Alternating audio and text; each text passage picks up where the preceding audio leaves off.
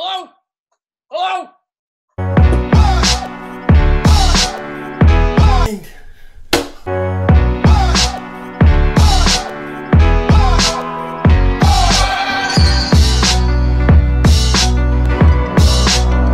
Dallas still stinks. The old adage, does defense win championships? Is it dead? Have we progressed so far offensively that now offense wins championships? Philly 500 is here. I am Adrian Fetcu. We're going to discuss this, and we're going to tie it into the trade rumors and everything that's going on right now in Philadelphia. Philly 500, how's it go, bud? What's up, buddy? How you doing? How's everybody doing? I hope you're all having a great day. I hope you enjoyed the Sixers loss. No, you didn't enjoy that. Yeah, but I hope everybody's doing good. And this is going to be a fun show. This is going to be an interesting show because of all the rumors and stuff going on. I can't wait to dive in and get your opinion on it. Yeah, everybody always says, well, defense wins championships. Defense wins championships. I don't know about that anymore. Even you look back at the Eagles squad from last year, it's like what's winning championships right now is the offense with the best defense. That's what's winning championships. So Philadelphia, sure, they had a top 5 defense last year, but they were the second-ranked offense. I mean, their offense was carrying the team more so than the defense last year. It was the offense getting off the big leads and making it more predictable for the play calling end on the other side because they were throwing the ball a lot. So that was helping out the defense, and it's about the O right now. Yeah, I agree with you. I think it's about the offense. You need offense. You need to be able to score points in this league. And I think defensively, you need opportunistic defense, defenses that get turnovers at key points. I think the most important part of a defense today in today's game is to be able to get pressure on the quarterback. If you can get pressure on the quarterback, you can disrupt another offense. And to me, that's what you want, an opportunistic defense. Think about the Super Bowl. Think about the Eagles allowed 500-something yards passing. They couldn't stop Brady. But when they had the lead, Brandon Graham opportunistically forced a fumble. The Eagles recovered, and that was pretty much all she wrote. So I think that's just the trend the NFL's going. And they want it to go this way. The rules are showing that this is how it's going. And I think it's important for the Eagles to make sure that they load up on offense and spend their resources on offense, before the trade deadline. Opportunistic defense, creating turnovers, that's a great point. That's what the Saints did in 2009. So defense wasn't the best in terms of the players that were on it, but they were creating turnovers and, basically winning the possession battle there because they'd have more than the other team. And you have that offense with Drew Brees. You can score as many points as you want. I mean, sure, it's like you have the defenses like Seattle and like Denver, and, you're still going to get those teams. But I did some digging before the show. I've got some numbers for you. I got some numbers. Hit me with the numbers. Never lie. They don't lie. So right now in 2018, 7 teams are defensively are allowing 20 points per game or less. And I think like 4 of those teams are in the 19s. So right now, defenses aren't really stopping anybody. So you compare that to 2008, you had 9 teams with 20 points per game or less. 1998, it was 11. 1988, it was 14. In 1978, when defenses definitely won championships, it was 21. Wow. So you can see the scoring is just going up and up and up and up. So we're seeing the implementation even of the spread offenses from college. So the college offenses, I think it's actually becoming a little easier for some of the players to transition from college to the NFL because we're seeing a lot more college concepts in the National Football League. So we're seeing that. And I'm just not – and these rules too. Like the rules are just killing the game. You're extending drives because you land on top of somebody and you get flagged for it.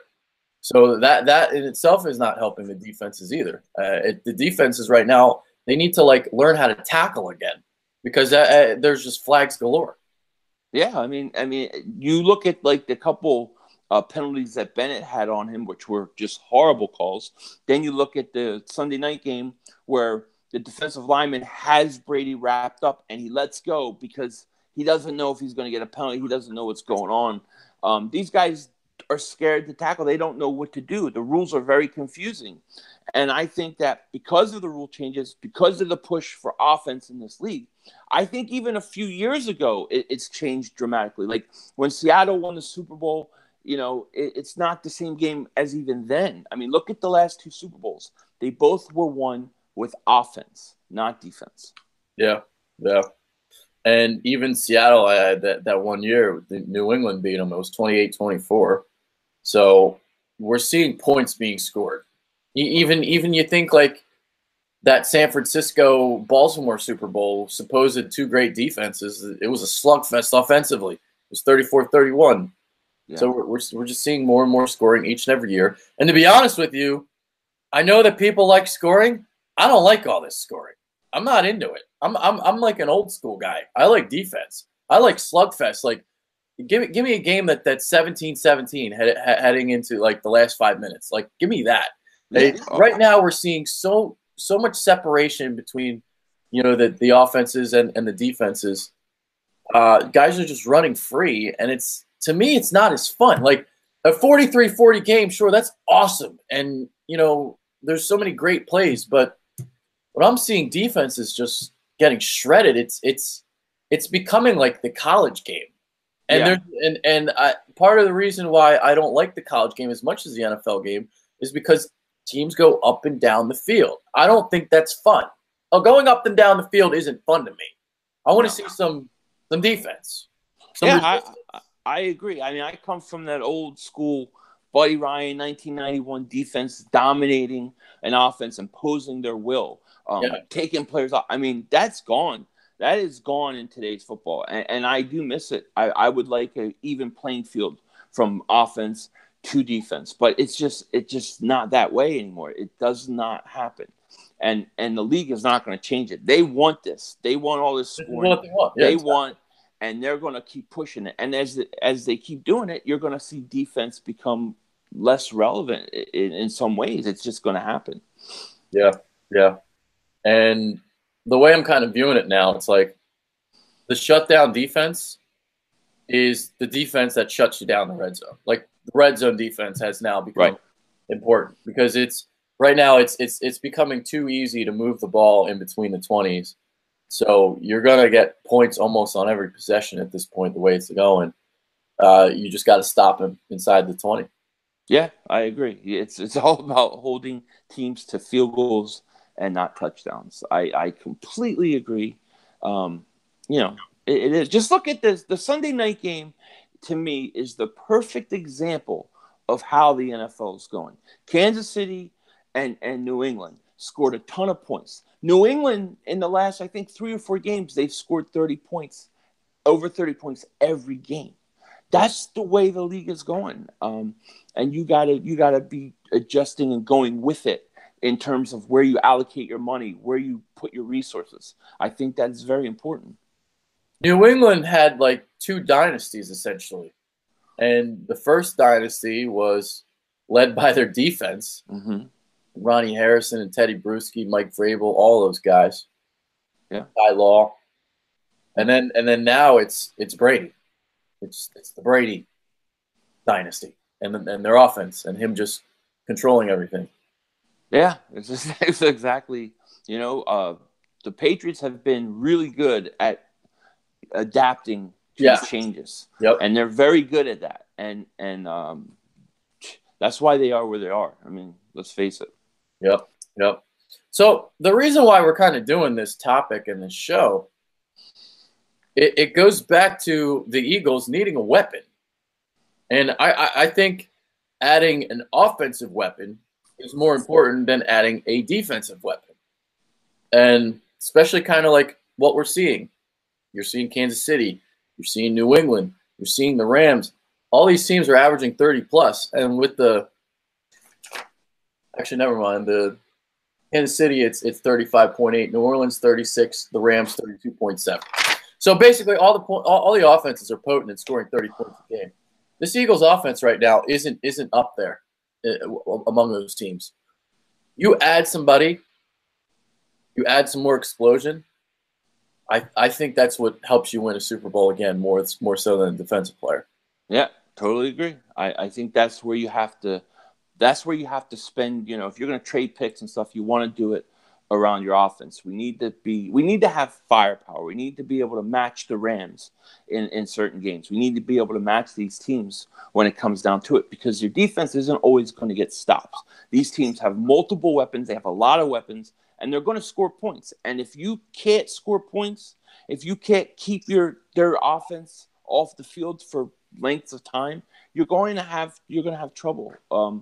I don't care who you have in defense. It's just the way it goes. And the other thing too is, if you bring in a running back like Le'Veon Bell, it's going to be a lot easier for him to transition than, say, a cornerback like Patrick Peterson, who's going to have to learn the defense and all the nuances of it. Like, it's a lot easier to bring in a running back and give him a couple plays and get going immediately than to bring in somebody like PP. That's right. I agree. It's definitely a lot easier. And the other thing that we have to remember is that this team is invested in Carson Wentz. They spent a lot of draft picks to get him. They're going to have to spend a lot of money on him. And you have to make sure you take the pressure off of him where you can. He's taking a lot of shots. He's taking a lot of hits. And you have to give him weapons so he can succeed. So, to me, investing in a guy like Le'Veon Bell is really an investment in Carson Wentz's future. That's how I kind of see it, as well as you wanting to make a run. And adding Le'Veon Bell is going to help you beat the Rams. Because the Rams right now, it's the same kind of thing as last year on their defense, struggling to stop the run on the edges. So you've got Ndamukong Suh, you got Michael Brockers, you got Aaron Donald. That's stout. It's amazing. But you can run outside of them. Yeah. So the outside sweeps and the outside zone, that's what Philly likes to do. The other thing you can do is exploit their linebackers with Le'Veon Bell in the passing game. Screens, slot, wide. Right. Le'Veon Bell is going to help you beat the Rams. Absolutely. Le'Veon Bell is the perfect fit for this team. Yes, he is. He's the perfect fit. What he would do, not only in the run game, but we talked about how he could catch out of the backfield in the passing game. Even blocking, he can block. He's a great blocker. I mean, he would help in every facet of the game. He would open it up for everybody else. And to me, that's why he's my first choice. If you can get him, if you can spend the resources, spend it on him first and foremost, he would be the best.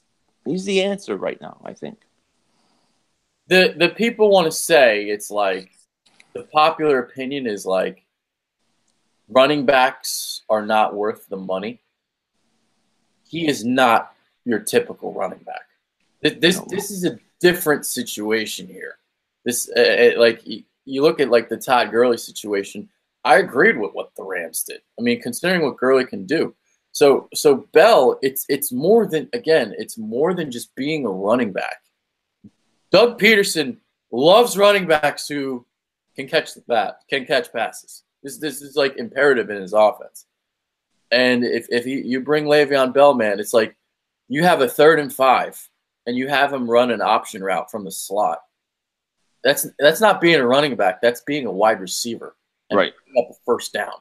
You're not just paying a running back. Yeah. You're paying basically a fullback too, because he can blitz pick up, and you're paying a wide receiver because you can run routes with him. He's that good. Yeah. So he can do everything. And I think they would front load the deal so he'd get his money early. And then by the time Carson needs to get paid, you could kind of get him off the books. If Howie thinks this can work, who's going to doubt him? Well, I'm not going to doubt him. I agree. I mean, I think you're right. The point you're making is right. We can't look at a guy like Le'Veon Bell as a running back. You have to look at him as a weapon, an offensive weapon, because he does so much. And when you look at him through those eyes and those glasses, you can see why, yes, you go out and you get him. How he can make it work. How he is good with these kind of things. What he did when he took over for Chip Kelly, the crap that we were in cap-wise, the movements and the things he did, to me, I have no doubt in my mind that when it comes to it, he can make it work if they really want him. Yeah. And the other thing is, if you pay Le'Veon Bell the money, the other thing to keep in mind, you're going to have your draft picks back because you got rid of a lot to go get Carson Wentz. Well, you got 11 for next year, 10 if you trade for Le'Veon Bell. It's 10 picks. It's a lot of picks, and they're gonna continue to restock because they have the ammunition back. So that's going to help you fill out your roster. Yeah. Oh, yeah. It will definitely help you fill out your roster. Not to mention, Le'Veon is only 26 years old. So Yeah. you Yeah, want it's to not give like we're talking about paying a guy that's 28, 29. No, he's 26 years old. He's going to give you a good 4 or 5 years. And to me, uh, a guy like Le'Veon Bell is Carson Wentz's best friend.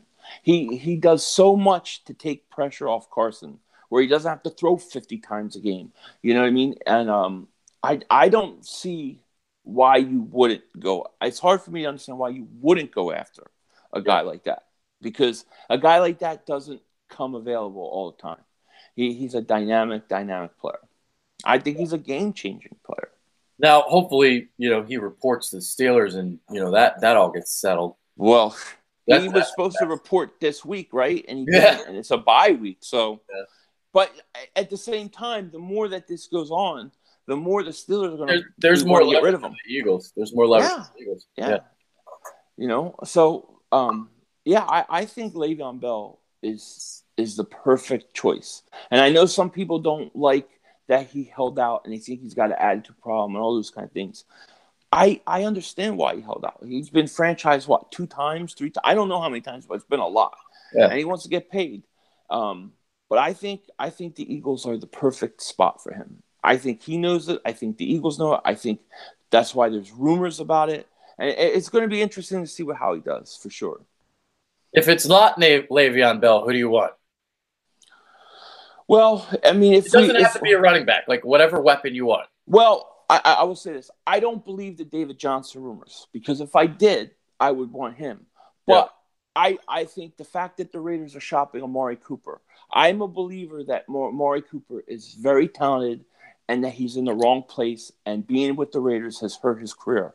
I believe going to the Eagles and looking at what the Eagles did with Aguilar in 2016, I think they can do the same thing for Amari Cooper. And if Amari Cooper can live up to his talent, he would be a stud, opposite of Alshon Jeffrey, by the way. So that would be my second choice, probably. Yeah, he's like an intermediate route runner. He can run deep.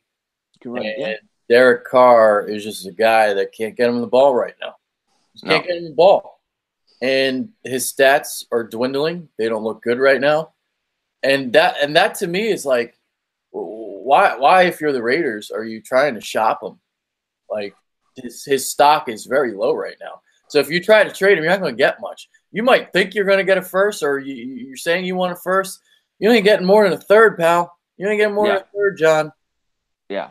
I mean, look, they could come out and say we want a first-round pick. I mean, that's what they normally do. They're trying to gain leverage. Exactly. They're trying to start, have a mark. Start of a negotiation. Right. It's the start of a negotiation. Of course, if you're the Eagles, you come back, we'll give you a fourth.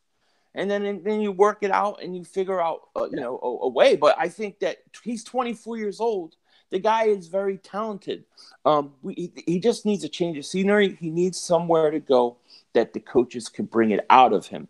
And him being the number 2 guy next to Alshon, I think he could be a Pro Bowl player, dude. I do. I think he could. Yeah, it would be brutal.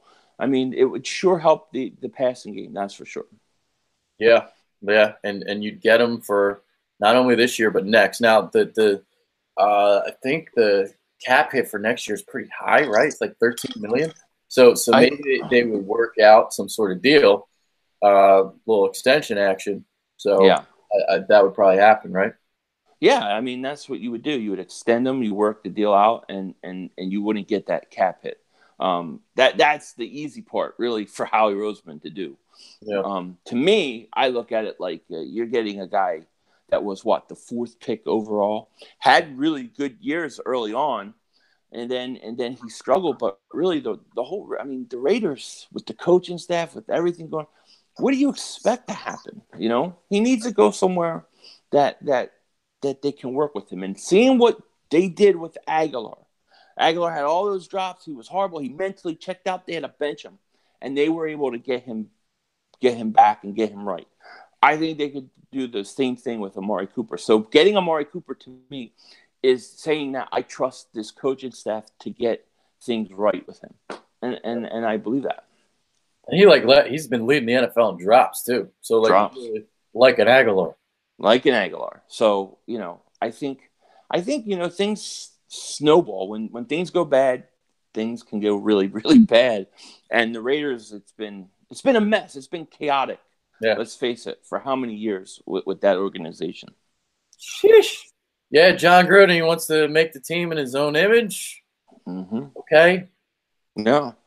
I mean, look, I think that, I know some people are saying, well, hey, Wallace will be back by week 11 or 12. I don't trust Mike Wallace to come back. Did Mike Wallace do anything before he even got hurt anyway? No, he didn't. But I don't expect him to come in and be 100%. Exactly. Mac Hollins, I don't, both of these guys are iffy to even come back. But if they do, what makes you think they're going to be 100% and change everything around? I still think you need another outside wide receiver. So I would definitely go out and try to get him. I mean, the thing with Amari Cooper is they said the Raiders are calling people. The Raiders are shopping him. It's not like, we have that is not how you gain leverage. No, not at all. So they want to move the guy. Well, hey, look, it's a perfect place. I think this is a perfect place for him. Yeah. The other guy that's available is Carl Joseph. Now he's a safety. You could throw him in. Why not? Yeah. Well, if you threw him in, you'd probably have to give up a second or a first. Well, if I get both those guys, I'd give up a second. Okay. I want Le'Veon Bell though first. No, I want Le'Veon Bell's. That's my first choice. Not even close, dude. I mean, ring the bell, Howie. Le'Veon Bell to the Eagles would be unbelievable. Because I think this offense is going to get going a little bit. But I think if you added Le'Veon Bell, they would be so scary. They would be so scary. Yeah. I mean, and you would see, everybody would see the whole passing. Everything would open up even more. It'd be great. Speaking of scary, it's not so scary now, these next two games, huh? No, I mean, I always like the chances against Carolina. Jacksonville's surprising me. Jacksonville, I don't think they can score. I don't trust their offense. I don't think they can score enough. Their defense has been suspect the last 2 weeks. Yeah. And obviously they don't watch game tape or figure out how to beat a team because they didn't know what the hell to do against the Cowboys. I mean, I could have told them how to beat the Cowboys, and they looked horrible. And I think that the only thing that scares me about the Jacksonville game is the fact that the Eagles are traveling overseas. And they're not going to be, they're going to have to adjust. That's the only thing that bothers me. Otherwise, I think they're going to blow the Jacksonville out. Yeah. Yeah. Let's see. In terms of LaShawn McCoy rumors, it sounds like the Bills want a second for him. I wouldn't give him a second for McCoy. I wouldn't give a second either. It sounds like McCoy is staying put, so. Yeah, it sounds like they want to keep him there. I wouldn't give a second for McCoy. No way. No. I'm trying to see what else we got here on the agenda. I'm trying to get some trade rumor. The Jordan Howard thing is interesting to me. I don't know how much I believe that's actually going to take place, but they are phasing him out in Chicago. I mean, they are not using him nearly as much. And I think he would be a decent addition, especially because he's only like 600,000 against the cap this year and like 700 next. So I wouldn't mind that, but I'm not giving like a first round pick up for him or a second round pick, nothing like that. Mm-hmm. All right, I've got like an article up of like trade targets and like these all suck. Marshawn Lynch, like they're not gonna trade for Marshawn Lynch. They're not gonna trade for Devontae Booker. No. Still got Devontae Parker maybe, but I'd rather have Amari Cooper than him. Me too. J.J. Nelson is a guy we've talked about before. Mm-hmm. Big speed guy, burner, deep threat. Yeah. Tyrell Williams we've talked about before. Yeah, all these guys we've kind of talked about already. The thing is that we've got to use our assets to build up this offense. That's where I think we have to allocate our draft picks and stuff that we trade. It's got to be offensive. I know people want Patrick Peterson because they think he comes in and then they're going to shut everybody down. It's the game isn't that way anymore. He would be better. It would help, but it wouldn't help enough. You still got to score points. That's the key. Points. You want to score points, especially with who the top teams are right now. The right? Rams, you got to go score for score with them. Patriots, you got to go score to score with them. We saw that in the Super Bowl. Yeah, Chiefs are scoring a bunch of points. You got to score 30 plus. That's what it is right now. yeah. All right. Yeah. That's the trade article. LeGarrette Blount is another one. Look, it'd be great to get LeGarrette Blount back if it's possible, but I don't know. It just doesn't seem realistic either. What's Detroit's record right now? They're 2-3 now, so they're not going to trade him. No, because they started 0-3, but they won their last two. Yeah, I mean they do have Kerryon Johnson and Theo Riddick, so I don't know if they think he's like expendable, but I like if you bring in LeGarrette Blount, that's not fixing. Like he's going to help, but he's not helping you beat the Rams. Yeah, no, you need firepower. You need weapons. Yeah, Exactly. All right, I'm going to pull up the chat. Let's do it. In the chat, and let's see what people have to say. Let's see if the people are still stuck in the old line of thinking of defense winning championships. What I have to say. All right. Well, we got a dislike, so somebody definitely disagrees. Dislikes. I ignore dislikes.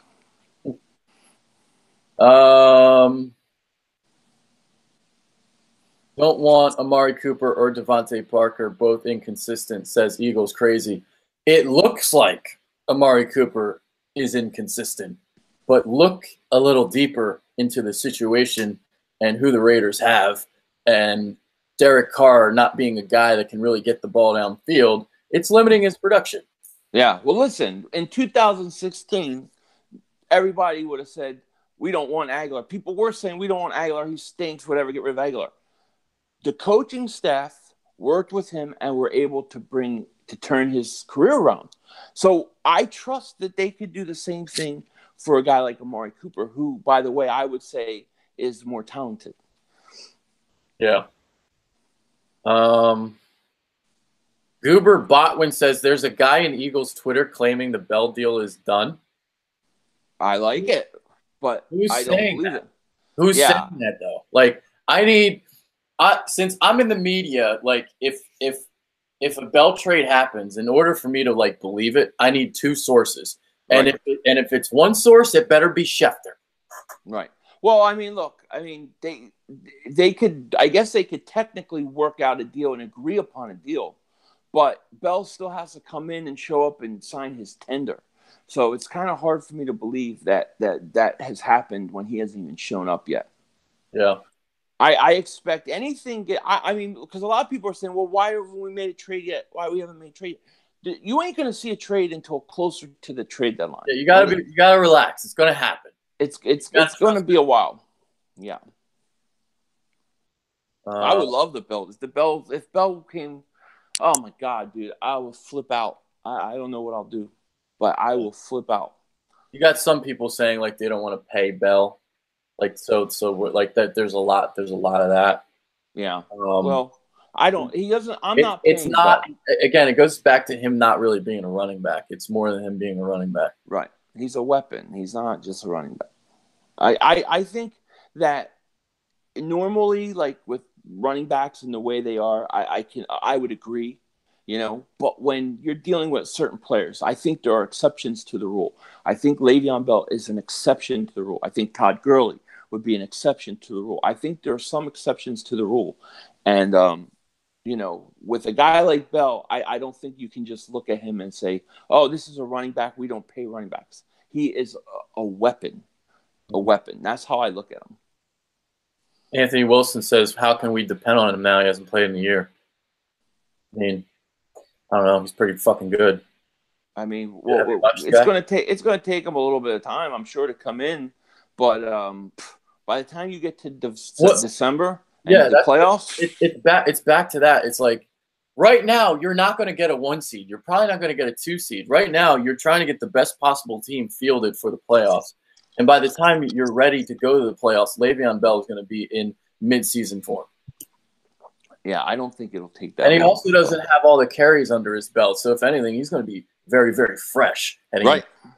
Exactly. So I don't get that point actually. Yeah. Well, the thing is if you're looking for him to play against Jacksonville Jaguars, yeah, of course. But we're thinking about this team going into the playoffs, and you have Bell full throttle now. You are a scary team that could go in and beat anybody. Yeah. The Don says, I think Jordan Howard would fit perfectly. Doesn't have the diva label. Yeah, I mean, the diva label, though, I don't care about the diva label. I don't care about that. Doesn't bother me. The diva label, considering what this locker room is, doesn't bother me either. Yeah, it doesn't bother me. Jordan Howard, look, I like the option of Jordan Howard if you can't get Le'Veon Bell. But first of all, are they going to trade him? I don't know. I don't know what the deal is. But he is cheap. He would allow you to go and do more things with the salary for sure. Yeah. But he's not Le'Veon Bell, though. I mean, that's the one thing. Le'Veon Bell is such a difference maker offensively. You know what I mean?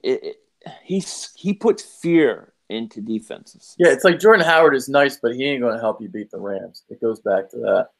Yeah. Yeah. Yes. Sorry. Go ahead. No. I was just saying, I agree. If you get Jordan Howard, you still got to look to do another. You still need to make another move. Maybe you get Jordan Howard like Amari Cooper. Okay, then maybe we're talking. But you still would have to do something else.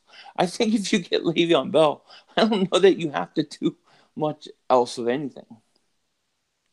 The one other guy that I've seen a lot that people seem to like is Duke Johnson from Cleveland. In terms of the passing game, I mean, I guess, but like, again, I want a Super Bowl. It comes back to that. It's like I want a Super Bowl, and right. I want the best that's out there, and the best that's out there is Le'Veon Bell. I agree. It goes back to that. It's just such a big difference between Le'Veon Bell and Duke Johnson. I mean, he would be nice. He would work in the rotation fine, but it's not going to put you over the top. Yeah. Hold on. So Jean Saint Fort says, "Hey Adrian, we need more of your intake with Philly 500 more than ESP." So Elliott Shore-Parks is off the rocker again. I've been a guy that's defended Jalen Mills because not that Jalen Mills, hasn't played good this year, because he hasn't. But my point with Jalen Mills is like it was more Jim Schwartz. It was more the team not helping him out. And then you have ESP just go into complete ESP mode and says that Jalen Mills is the best cornerback on the Eagles roster. And he had a fucking article about it. And it's disgusting. Yeah, well, that's ridiculous. Because that ain't true. No. I mean, like, this is what he does. He does stupid shit like this. And then he thinks he's actually right because he has numbers to, quote-unquote, prove it. Right. Yeah, Jalen Mills is definitely not the best corner on this team. Oh. But I agree with you in the sense that he's not as bad as made out to seem. You know what I mean? But my issue with him is I just don't understand how you can constantly bite on the double move when you know it's coming. Yep. Dennis Guerrero, thoughts on Tyrell Williams from the Chargers? He would make this offense electric. He'd be a nice piece. Nice piece. But again, it goes back to like who's going to be the guy that puts you over the top. I don't think he puts you over the top. Well, see, and that's what that's what we're talking about. Like you can talk like Jordan Howard, Williams. You can talk all these guys, but you still need to add more because you still got problems with holes. But if you add a Le'Veon Bell, I think you don't need to add other pieces. I think you're ready to go. Yeah, I agree with that. Okay. All right. I think that's pretty much it. Somebody was saying EDP's channel got terminated. I hope that's What? not the case. I hope not either. I don't know if like maybe he just like shut it down again and then he'll get it back, because that happens sometimes where like he'll get a strike and then he'll like deactivate his account or whatever to just prevent any more strikes from happening, and then his account will be back. So Yeah. I don't know. I'll have to talk to him about that. Yeah, I hope it's not terminated. That would be horrible. Yeah. All right. And the Don says that we are the new Kobe and Shaq. I really appreciate that. Thank you. Appreciate that. All right. So there you go. We got to some questions. Hopefully, you guys like the show. Make sure to like the show. By the way, I found out if you like the show, I get more money. You do? Yeah. Get more money. Pay the man. Yeah. Like So like show. a little like will give me like 5 cents. You give Make me. sure you like. Make sure you subscribe to both channels, because it's going to be one fun year. That's for sure. And we want Adrian to get paid. Yeah.